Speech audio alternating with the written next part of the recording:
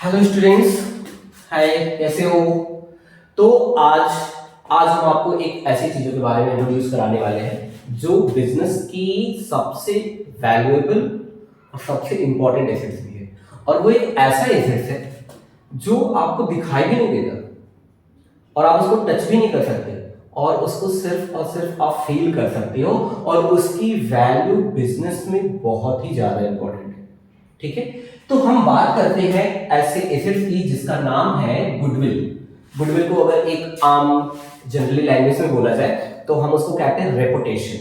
क्या कहते हैं? रेपुटेशन कहते हैं। रेपुटेशन मतलब जो खुद से कमाई गई।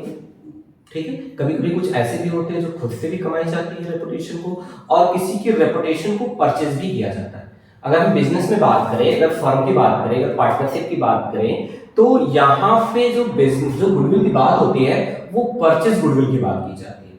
ठीक है, सेल्फ जनरेट जो गुडविल होता है ना, उसका फाइनेंशियल स्टेटमेंट में किसी भी तरीके का कोई रोल नहीं है। बट होता क्या है कि जो परचेज की जाती है, जो गुडविल को परचेज करते हैं, उसका बिजनेस में बहुत बड़ा रोल होता है। चाहे वो कोई नया पार्टनर्स फॉर्म में एंट्री करता है, एडमिशन होता है तब, चाहे वो कोई पार्टनर कोई रिटायरमेंट होता है, चाहे किसी भी पार्टनर की डेथ होता है, चाहे वो फर्म ही क्यों ना क्लोज होता हो। ठीक है, उन सारे रोल्स में जो गुडविल का एक रोल है वो सबसे ज्यादा इंपॉर्टेंट और सबसे ज्यादा कंफ्यूज भी बच्चों को करता है। बट ऐसा इसका नहीं है। अगर आपके कॉन्सेप्ट क्लियर होते हैं ना, तो उस कॉन्सेप्ट को अगर आप क्लियर हो तो आप गुडविल के एडजस्टमेंट को, गुडविल के ट्रीटमेंट को आप बहुत आसानी से भूल भी नहीं सकते।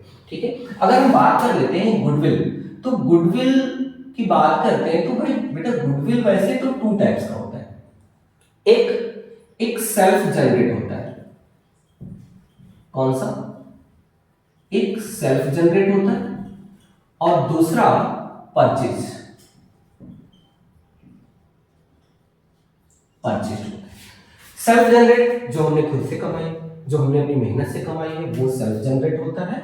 और परचेज परचेज मतलब हमने क्या, किसी की गुडविल को क्या कर दिया, हमने परचेज कर दिया। जैसे क्या होता है, कभी कभी किसी की बनी बनाई हुई गुडविल को हमने क्या करते हैं, खरीदना पड़ता है ना। जैसे मान लो एग्जांपल के तौर पे करते हैं कि अगर कोई एक छोटा कोई स्टोर है ना, कोई भी ऐसी दुकानें हैं, कोई ऐसा मॉल है जिसकी बहुत अच्छी गुडविल है, मार्केट में उसको लोग बहुत अच्छे से जानते हैं, उसका प्रोडक्शन, उसके गुड्स बहुत अच्छे से सेल भी होता है, और वो किसी भी रीजन से उसको सेल कर रहा है। तो बिजनेस क्या करेगा, बिजनेसमैन जो सेल करता है वो उसकी कॉस्ट प्राइस तो लेकर जितना उसने इन्वेस्टमेंट किया, प्लस उसने जो इतने सालों में एक गुडविल कमाई है ना, वो भी क्या करता है, सेल करता है। तो खरीदने वाला क्या करता है, उसकी गुडविल को भी क्या करता है, परचेज करता है। तो एट द टाइम ऑफ जब परचेज करता है ना, तो वो गुडविल को परचेज करता है, और यही क्या होता है, इसी को हम क्या करते हैं, पार्टनरशिप में मेंशन करते हैं। यही इसी का सबसे बड़ा, क्योंकि ये क्या होता है, ये फाइनेंशियल स्टेटमेंट से रिलेट करता है। किससे? फाइनेंशियल